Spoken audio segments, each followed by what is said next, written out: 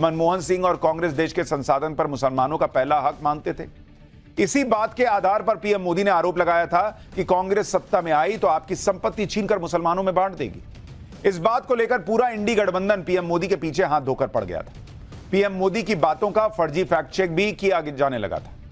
लेकिन आज ये सब फर्जी फैक्ट चेकर्स और कांग्रेस का पूरा इकोसिस्टम सन्नाटे में चला गया भाई। अब ये नहीं बोल रहे हैं कि हाँ नरेंद्र मोदी ने सही वीडियो दिखाया। जब मनमोहन सिंह का 2009 का एक वीडियो सामने आ गया तो ये सब गायब हो गए। 2009 के इस वीडियो में मनमोहन सिंह अपने 2006 वाले उस बयान पर कायम रहने की बात कर रहे हैं, जिस बयान में मनमोहन सिंह ने कहा था कि देश के संसाधनों पर पहला अधिकार अल्पसंख्यकों का है और उसमें भी मुसलमानों का है। आपको मनमोहन सिंह का 2009 का वो पुराना बयान दिखाता हूं, सुनिए कैसे मनमोहन सिंह ताल ठोक कर कह रहे हैं कि हाँ मैं तो इस पर कायम हूं। फिर आपको बताऊंगा कि इस बयान को लेकर आज पीएम मोदी ने कांग्रेस को कैसे घेरा है। I said minorities, particularly the Muslim minorities, if they are poor, they have prior claim on the resources of the country. I used the word all for all minorities and I added for layer, particularly Muslim minorities, if they are poor, they have a prior right on the resources of the country. I stand by that. Manmohan Singh कह रहे हैं कि मुस्लिम minority अगर वो गरीब है तो उसका देश के संसाधनों पर पहला अधिकार है और मैं अपने बयान पर कायम हूं। क्यों बॉस? अगर कोई सिख गरीब है वो भी तो माइनॉरिटी है, उसका पहला अधिकार क्यों नहीं है देश के संसाधनों पर? अगर कोई जैन है वो भी तो माइनॉरिटी है, अगर वो गरीब है तो उसका क्यों नहीं अधिकार है? अगर कोई ईसाई गरीब है तो उसका क्यों नहीं अधिकार है? पहला पारसी का क्यों नहीं है? सारे अल्पसंख्यकों का क्यों नहीं है? मुसलमान का पहला अधिकार क्यों है बॉस? यानी मनमोहन सिंह ने एक बार नहीं दो बार यह बात कही कि देश के संसाधनों पर मुसलमानों का पहला अधिकार है। साल 2006 में मनमोहन सिंह ने बयान दिया था कि हम यह सुनिश्चित करने के लिए नई योजनाएं बनानी होंगी कि अल्पसंख्यकों विशेष रूप से मुसलमानों को विकास में समान भागीदारी मिले। संसाधनों पर पहला हक उन्हीं का होना चाहिए। फिर साल 2009 में मनमोहन सिंह ने बयान दिया कि मैंने कहा था कि अल्पसंख्यक और विशेषकर मुस्लिम अल्पसंख्यक अगर वो गरीब हैं तो उनका देश के संसाधनों पर पहला दावा बनता है। मैं अपने इस बयान पर कायम हूं। क्यों भाई? मुसलमान गरीब है तो वो ज्यादा तकलीफ में और बाकी अल्पसंख्यक गरीब हैं तो वो क्या बंगले में रह रहे हैं क्या? यही कांग्रेस की सोच, मुसलमान करने की सोच नरेंद्र मोदी बार बार एक्सपोज कर रहे हैं। वो कह रहे हैं जब सब साथ रह रहे हैं तो क्यों मुसलमान करते हो? यह सांप्रदायिक होना चाहिए ना कि मुसलमान करते हो। हिंदू मुसलमान करना कैसे सांप्रदायिक है? क्योंकि अगर उसमें हिंदू की भी बात है, मुसलमान की भी बात है, सिख की भी बात है, ईसाई की भी बात है, तो वो कैसे सांप्रदायिक है? मुसलमान खाली करने वाला सांप्रदायिक नहीं है। गजब सिस्टम चल रहा है बॉस इस देश में। और मनमोहन सिंह के साल 2009 वाले वीडियो को लेकर पीएम मोदी ने एक बार फिर कांग्रेस और उसके इकोसिस्टम को घेरा। पीएम मोदी ने कहा कि जब उन्होंने कांग्रेस के मुस्लिम प्रेम को उजागर किया तो यह झूठ फैलाया गया कि मनमोहन सिंह ने तो ऐसा कभी कहा ही नहीं।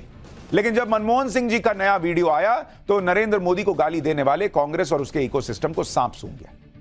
प्रधानमंत्री मोदी को सुनिए, फिर बताऊंगा मनमोहन सिंह का नया वीडियो आने के बाद पीएम मोदी ने कांग्रेस और इंडी गठबंधन को चुनौती भी दी है और वो चुनौती क्या है।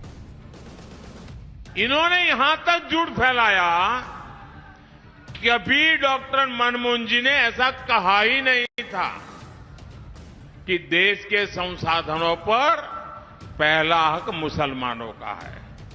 लेकिन साथियों, आज डॉक्टर मनमोहन सिंह जी का एक और पुराना वीडियो सामने आया है जिसमें फिर से वो वही कह रहे हैं कि देश के संसाधनों पर पहला हक मुसलमानों का है। और ये वीडियो सामने आने के बाद कांग्रेस और उसका इकोसिस्टम जो आए दिन मोदी को गालियां देता था, आज उनको जैसे सांप सूंघ गया है। मनमोहन सिंह का नया वीडियो आया तो पीएम मोदी ने मुस्लिम प्रेम पर कांग्रेस और उसके इकोसिस्टम को खुली चुनौती भी दे डाली। पीएम ने कहा कि जो लोग पिछले एक हफ्ते से उनके बाल की खाल निकालने में जुटे हैं वो ये जान लें कि ये 25 साल हो गए मोदी को डराने की बहुत कोशिश की गई, लेकिन अब तक डरा नहीं पाए। पीएम मोदी को सुनिए एक बार। जब मैं कांग्रेस द्वारा सिर्फ मुसलमानों को प्राथमिकता दिए जाने की बात करता हूं, इंडी गठबंधन का भेदभावपूर्ण रवैया देश के सामने रखता हूं, तो कुछ लोग आग बबूला हो जाते हैं। उनकी पूरी इकोसिस्टम पिछले एक सप्ताह से मेरे बाल की खाल उधेड़ रही है, मेरे बाल नोच रही है। आज मैं इन सबको चुनौती देता हूं। पहले तो समझ लें, 25 साल हो गए, आपने मुझे बहुत डराने की कोशिश की, अभी तक नहीं डरा पाए हो। अब कोशिश बंद कर दो। पूर्व पीएम मनमोहन सिंह के नए वीडियो पर खुद को घिरता देख कांग्रेस ने पहले तो चुप्पी साध ली, फिर मंथन किया कि क्या नया नैरेटिव सेट किया जाए, और फिर मंथन के बाद कांग्रेस की तरफ से सफाई पेश की गई। हालांकि सफाई में मनमोहन सिंह के 2009 के वीडियो का कोई जिक्र नहीं किया गया। कांग्रेस नेता जयराम रमेश ने एक बार फिर मनमोहन सिंह के 2006 वाले वीडियो का हवाला देकर बीजेपी पर झूठ फैलाने का आरोप लगाने की कोशिश की। जयराम रमेश ने ट्वीट किया कि बीजेपी ने डॉक्टर मनमोहन सिंह का एक वीडियो निकाला है जो मनमोहन सिंह जी ने नेशनल डेवलपमेंट काउंसिल को 9 दिसंबर 2006 को दिया था। कांग्रेस का आरोप है कि उस वक्त भी मनमोहन सिंह के भाषण का गलत मतलब निकालने की कोशिश की गई, जिसके बाद मनमोहन सिंह जी ने एक दिन बाद ही यानी 10 दिसंबर 2006 को ही अपने बयान पर सफाई भी दे दी थी। मनमोहन सिंह ने यह साफ कर दिया था कि उन्होंने जो भाषण में कहा उसका मतलब यह था कि आर्थिक विकास का जो फायदा है उसमें हमें अनुसूचित जाति, अनुसूचित जनजाति, पिछड़े वर्ग, अल्पसंख्यक महिला और युवाओं को प्राथमिकता देनी चाहिए। अब भले ही कांग्रेस पूर्व पीएम मनमोहन सिंह के बयान पर सफाई दे रही है, लेकिन अब भी यह क्लियर नहीं कर रही कि देश के संसाधनों पर पहला हक किसी धर्म का नहीं बल्कि देश के संसाधन पर सबका हक है। और 2009 वाले बयान पर तो कुछ बोली ही नहीं। इसलिए कांग्रेस के मुस्लिम प्रेम पर बीजेपी के हमले और तीखे होते जा रहे हैं। पीएम मोदी के बाद बीजेपी अध्यक्ष जेपी नड्डा ने भी मनमोहन सिंह के बयान के बहाने कांग्रेस पर बड़ा हमला किया। नड्डा ने कहा कि देश के संसाधनों पर मुसलमानों का पहला हक वाला बयान मनमोहन सिंह जी ने गलती से नहीं बल्कि जानबूझकर दिया था। जेपी नड्डा को भी सुन लीजिए, फिर बताऊंगा मैनिफेस्टो को लेकर अमित शाह ने किस तरह कांग्रेस को घेरा है। मनमोहन सिंह जी ने यह बयान गलती से नहीं दिया था बल्कि जानबूझकर दिया था, क्योंकि अप्रैल 2009 में फिर से मनमोहन सिंह ने मुंबई में प्रेस कॉन्फ्रेंस के दौरान एक प्रश्न के जवाब देते हुए फिर अपने बयान को सही ठहराया और कहा कि माइनॉरिटीज का, खासकर मुस्लिमों को प्रायोरिटी मिलनी चाहिए और उनको संसाधनों, क्योंकि देश के संसाधनों पर पहला हक होना चाहिए। लेकिन पीएम मोदी और जेपी नड्डा के साथ ही गृह मंत्री अमित शाह ने भी कांग्रेस और इंडी गठबंधन की टेंशन बढ़ा दी। कांग्रेस के मैनिफेस्टो को लेकर आज अमित शाह ने जो कहा उससे कांग्रेस के नेता तिलमिला गए। अमित शाह ने कह दिया कि क्या देश शरिया के कानून से चलेगा। अमित शाह को सुनिए, फिर बीजेपी और पीएम मोदी के तीखे हमलों से राहुल गांधी किस तरह बौखला गए हैं यह भी दिखाता हूं। कांग्रेस के घोषणा पत्र में पर्सनल लॉ को हम आगे बढ़ाएंगे ये बात की। मैं राहुल गांधी जी को पूछना चाहता हूं, पर्सनल लॉ को आप आगे बढ़ाएंगे तो क्या ये देश अब शरिया के आधार पर चलेगा? किस प्रकार का पंथ निरपेक्ष संविधान आप इस देश में चाहते हैं? हमारा संविधान पंथ निरपेक्ष है। देश के कानून धर्म के आधार पर नहीं बन सकते। भारतीय जनता पार्टी ने अपने घोषणा पत्र में स्पष्टता के साथ कहा है, हम यूनिफॉर्म सिविल कोड को लाएंगे। सभी पंथ मजहब के लोगों के लिए एक ही कानून होगा। हमने ट्रिपल तलाक समाप्त किया है, यूसीसी की शुरुआत की है, उसको हम आगे बढ़ाएंगे। राहुल गांधी जी पर्सनल लॉ की बात करते हैं, वो देश को खंड खंड तोड़ने की बात है। और शरिया के आधार पर क्या देश चलेगा? पीएम मोदी जिस तरह कांग्रेस के मुस्लिम प्रेम को उजागर करने के लिए अग्रेसिव है, उससे कांग्रेस के नेता बौखलाए दिख रहे हैं। आज कर्नाटक के बीजापुर में प्रचार करने पहुंचे राहुल गांधी के बयान में यह बौखलाहट साफ नजर आई। राहुल गांधी ने कहा कि पीएम मोदी आजकल घबराए हुए हैं। राहुल गांधी को सुन लीजिए, कल तो भाषा ही बड़ी अजीब थी, आज क्या कह रहे हैं वो भी सुन लीजिए। फिर आपको बताऊंगा सुप्रीम कोर्ट ने कैसे ईवीएम पर विपक्ष के नैरेटिव को ध्वस्त कर दिया। आप प्रधानमंत्री के भाषण देखते हो, घबराए हुए हैं, शायद कुछ ही दिनों में स्टेज पे आंसू निकल आए। 24 घंटा आपका ध्यान इधर उधर करते रहते हैं। पीएम मोदी और अमित शाह कांग्रेस को एक्सपोज करने में जुटे हैं, तो कांग्रेस समेत इंडी गठबंधन और वो सभी लोग आज ईवीएम के मामले में फिर से एक्सपोज हो गए, जो ईवीएम पर लगातार सवाल उठाते रहे और ये कहते रहे हैं कि ईवीएम की जगह पर बैलेट पेपर से चुनाव होना चाहिए। लेकिन आज ईवीएम को लेकर सुप्रीम कोर्ट ने ऐसा फैसला दिया जिसने ईवीएम पर सवाल उठाने वालों के मुंह बंद कर दिए। सुप्रीम कोर्ट ने आज ईवीएम के खिलाफ दायर की गई याचिकाओं पर लंबी बहस, कई दिनों की सुनवाई और कई सबूत देखने के बाद फैसला दिया। और ईवीएम को लेकर याचिकाकर्ताओं ने जो मांगे सुप्रीम कोर्ट के सामने रखी थी, उसमें कोर्ट को कोई दम नहीं दिखा। इसलिए याचिकाकर्ताओं की 4 बड़ी मांगों को सुप्रीम कोर्ट ने खारिज कर दिया। पहली मांग इन लोगों ने की थी कि ईवीएम और वीवीपैट का 100% मिलान हो। कोर्ट ने कहा कि नहीं है, चलिए आगे बढ़िए। दूसरी मांग, बैलेट पेपर से चुनाव कराने की मांग की गई थी। कोर्ट ने कहा कि बैलेट पेपर से चुनाव होगा, नहीं होगा, आगे बढ़िए। तीसरी मांग, वीवीपैट की पर्ची वोटर के हाथ में दी जाए और वोटर ही उसे बॉक्स में डाले। कोर्ट ने कहा कि बस ये भी नहीं। चौथी मांग, वीवीपैट की स्क्रीन ट्रांसपेरेंट की जाए ताकि पर्ची कटकर गिरती हुई भी दिखे। सुप्रीम कोर्ट ने साफ शब्दों में कहा कि याचिकाकर्ता ये नहीं बता पाए कि ईवीएम की वजह से कैसे फ्री एंड फेयर इलेक्शन प्रभावित होते हैं और ना ही ये स्पष्ट कर पाए कि वीवीपैट स्लिप की 100% मैचिंग न होने से वोटर के अधिकारों का कैसे हनन हो रहा है। यानी 4 डिमांड थी याचिकाकर्ताओं की, उनकी तरफ से लड़ रहे वकील प्रशांत भूषण की, और चारों को ऐसे मोड़ के डस्टबिन में फेंक दिया गया।